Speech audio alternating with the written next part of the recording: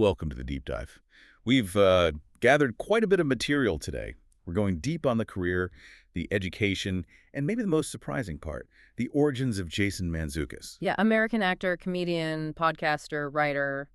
You probably know him. Oh, absolutely. Yeah. If you know his work, you know that energy, that look. But what we've found, well, it really paints a picture of this fascinating paradox behind his success. And that's really our mission today, isn't it? We're looking beyond just, the iconic roles Ruffy from The League or Adrian Pimento, Jay and Big Mouth. Those characters who are just pure chaos, basically. Yeah. Human grenades. Exactly. And we want to synthesize all this data we have to figure out how that persona, this really recognizable explosive style, is actually built on something incredibly rigorous, disciplined, even academic and globally informed. It really is like the ultimate good boy gone wild story, except maybe more like the good boy got a serious education, traveled the world, then decided to become this icon of comedic chaos. Right. Just the basics first. Born December 18th, 1972, so he's 52 now. Grew up in Massachusetts. And he identifies strongly as Greek-American, right? Like 100% Greek, he said. You sometimes see little hints of that in his work. Yeah, definitely. And the sheer scope of his career, it's pretty staggering when you lay it all out. It's not just those main roles people know. No, not at all.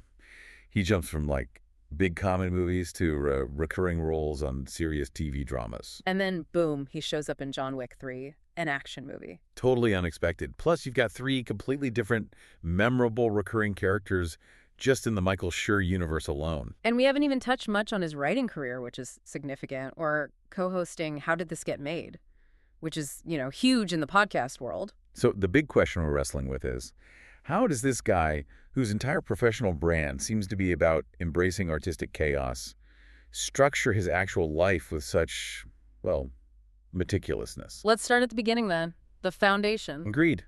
Section 1, the unexpected educational foundation. Yeah. Because when you look at the sources about his early life, the discipline needed to fuel that later energy.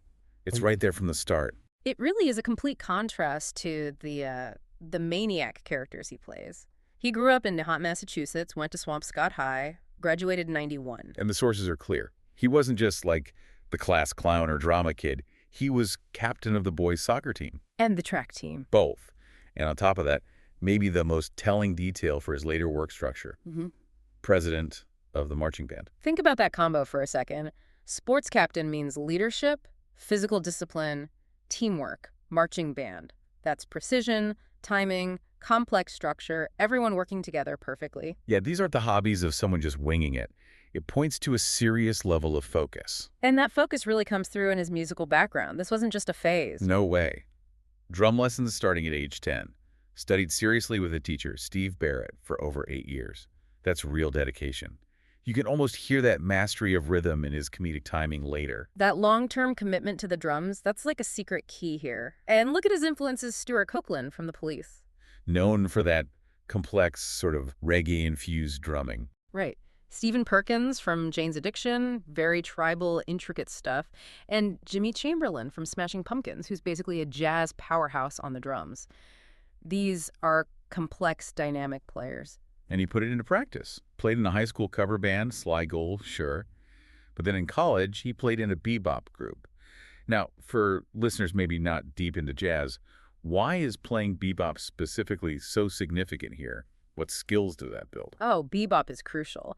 It's jazz defined by speed, really complex chord changes, and incredibly fast improvisation. For a drummer, you need razor-sharp listening skills, instant dynamic response. You have to keep that intricate rhythm going while everyone else is flying off on solos? Exactly. It's high-stakes collaboration in real time. You couldn't ask for better training for long-form improv comedy, actually. That discipline of the beat absolutely informs the rhythm of the jokes, the scenes. Okay, so college. He goes to Middlebury College in Vermont. But he doesn't major in music or theater. He majors in religion. Yeah, another fascinating turn, right? This shows that deep intellectual curiosity. Studying religion means studying belief systems, how societies structure themselves, how people commit to an internal logic. Which sounds incredibly useful for building believable, even absurd characters. You have to commit totally to their world's rules, no matter how weird they seem. Absolutely. But we also get that great early story, that perfect blend of Mantzoukas' ambition and chaos, He tried to defend an honors thesis. On religious iconography, no less. Serious stuff. Right, but the punchline is, He admitted he basically started writing it like a week before the defense. predictably, didn't get the honors credit. But it's that early glimpse. Brilliant idea, intense effort, maybe slightly disastrous execution, but still managing to pull it off with charm. And that near miss didn't slow him down. It actually led to something pretty incredible post-graduation. He graduated in '95 and landed a Watson Fellowship. Now, some folks might hear fellowship and think scholarship, but the Watson is, well, it's a big deal, right? Yeah. Oh, it's huge. It's incredibly competitive, very prestigious. It gives you a year of independent study outside the U.S., focusing on personal growth, free from university rules. Getting one tells you the selection committee saw something really special, maybe even that chaotic potential in him. And his topic wasn't just travel the world, it was super specific anthropological research. Right. Religious and transcendental music. He used that grant to travel all over North Africa and the Middle East for nearly 2 years. He was doing serious, on-the-ground ethnographic study of music. He wasn't just backpacking, he was a researcher. And he apparently said his grant proposal itself was horrible. Yeah, but then immediately said he was charming in the room. That's it. That's the Mantzoukas hustle right there. Yeah. Pure personality and commitment, convincing people to back his, well, intellectual adventures. And those adventures were intense. Lived in Morocco for about 7.5 months. Doing what specifically? Studying and recording Nawa music. Okay, let's pause there. Nawa music. That's pretty niche. What is it? And how could studying that possibly connect to his later comedy? Well, Nawa music has roots in West African slave communities, and it's central to spiritual, often healing ceremonies in Morocco.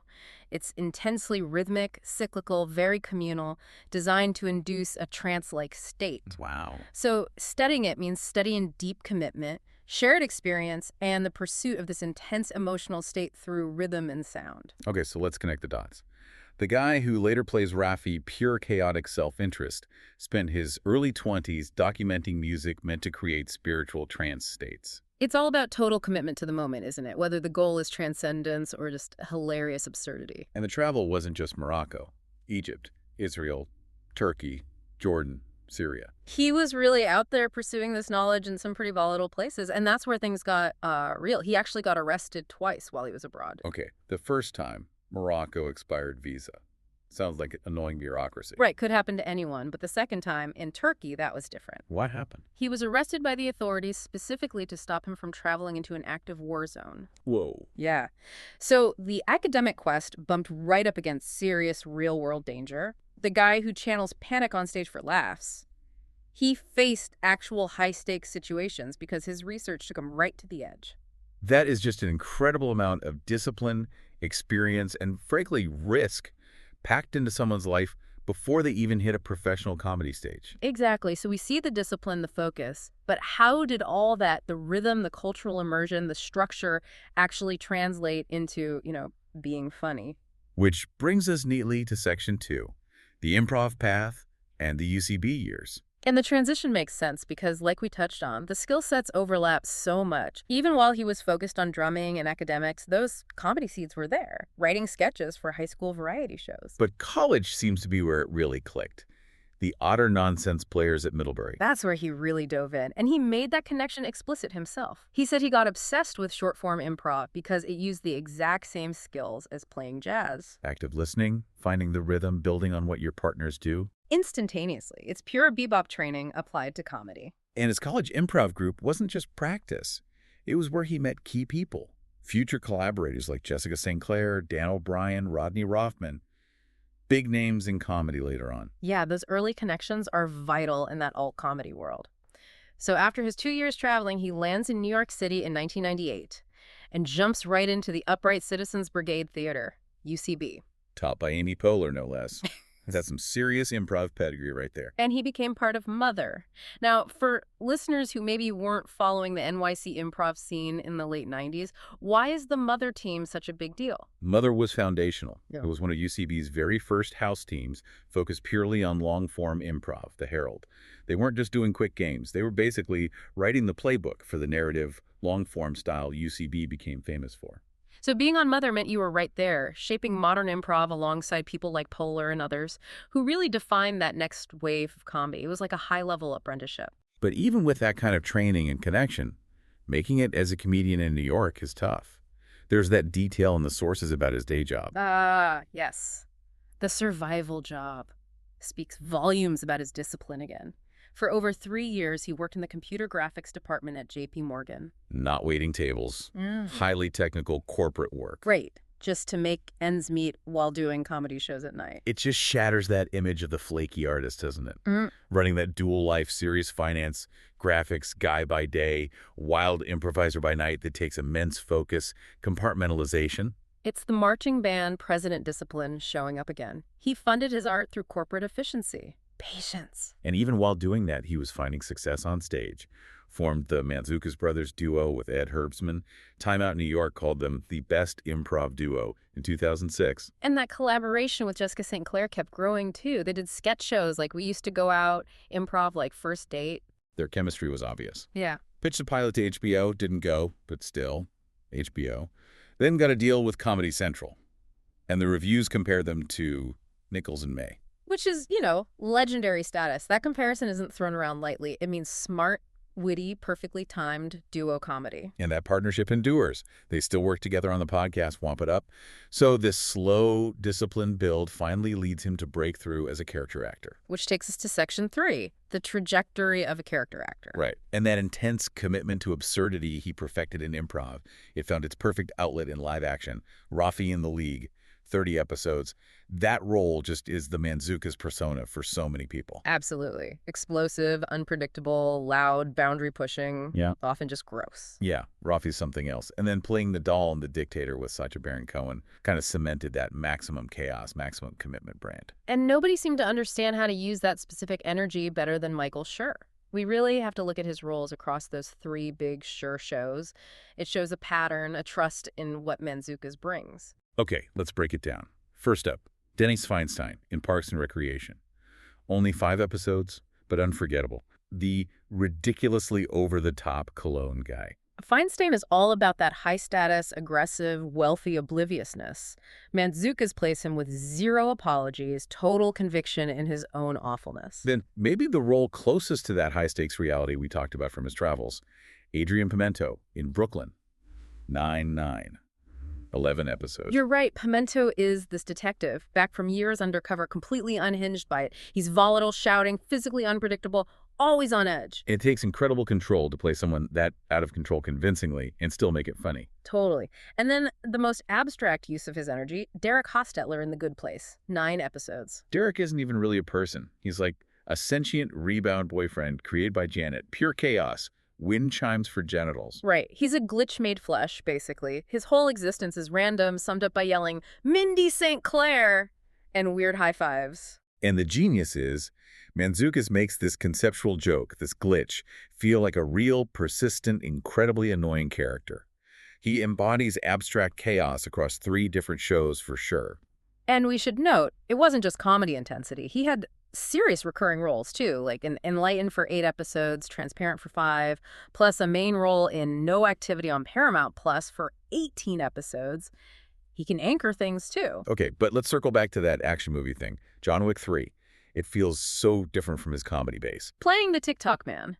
He's suddenly in this super stylized world of intense choreographed violence, an underworld operative. And the same commitment he brings to yelling about, I don't know, anything Rafi yells about, he brings to these deadly serious action beats. It shows that Hollywood sees that intensity as versatile. It's not just comedic intensity, it's just intensity, full stop. He can deliver it in any genre. Now, even with all this performance success, we have to talk about that other path, his writing career, because it confirms that discipline underneath everything. Absolutely. Back in 2008, NBC actually ordered a pilot he wrote, Off Duty. Starred Bradley Whitford, Romany Malco, big names. Getting a network pilot made, even if it doesn't get picked up, is a huge deal. It requires serious structure, narrative chops, understanding the commercial side, totally different skill set from improv. But the really wild detail is about the movie Ride Along, the buddy cop hit with Ice Cube and Kevin Hart. What's the connection? Our sources show he got a writing credit on a draft of that script. There's Susan. Yeah. Apparently, he was first brought on to write it with a different vibe in mind, maybe for Andy Samberg in the Kevin Hart role. Then Universal took over, cast Hart, shifted the tone.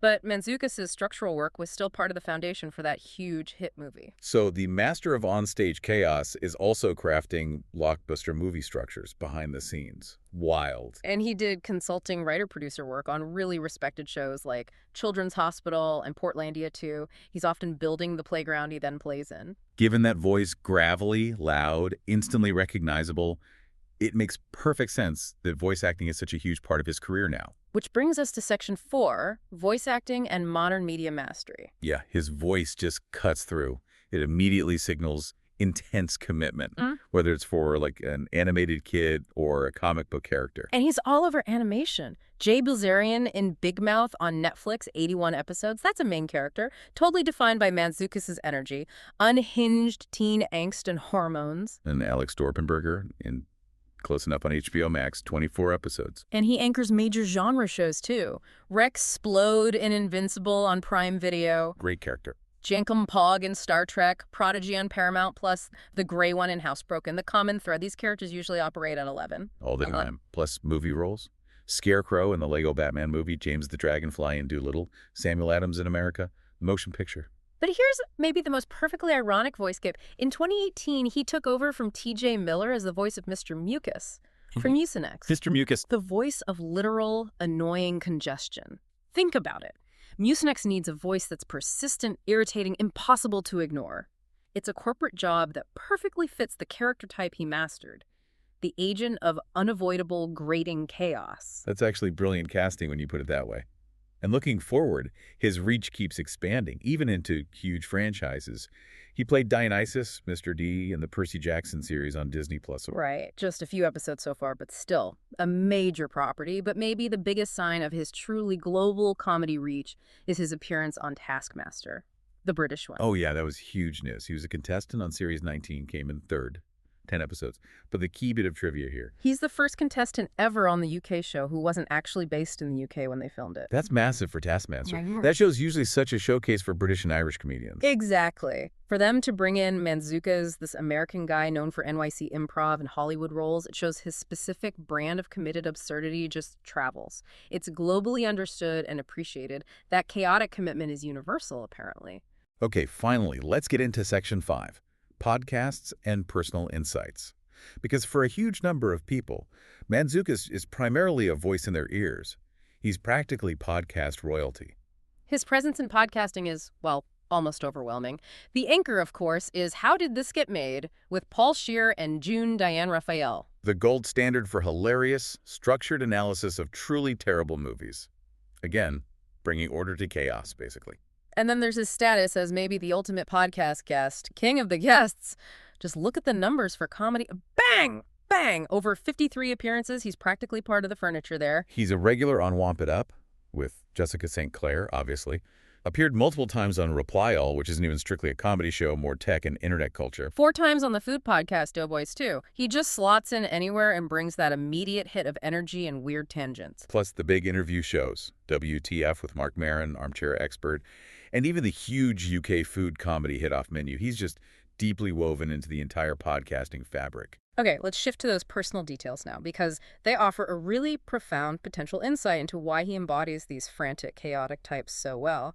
He has a severe egg allergy since birth. Like potentially fatal anaphylaxis if he eats eggs. Yeah, a constant real-world danger. And he himself has linked this severe allergy directly to being a hypochondriac. Okay, that feels like a really important connection point. It could be, right? That external persona, careless, boundaryless chaos might actually be a way to process or release extreme internal anxiety. If your daily life requires constant vigilance, checking ingredients, always aware that one tiny mistake could be deadly, that creates a baseline level of high alert, of anxiety, that has to go somewhere. It's entirely possible that the characters let him act out the very lack of control he absolutely cannot afford in his real life.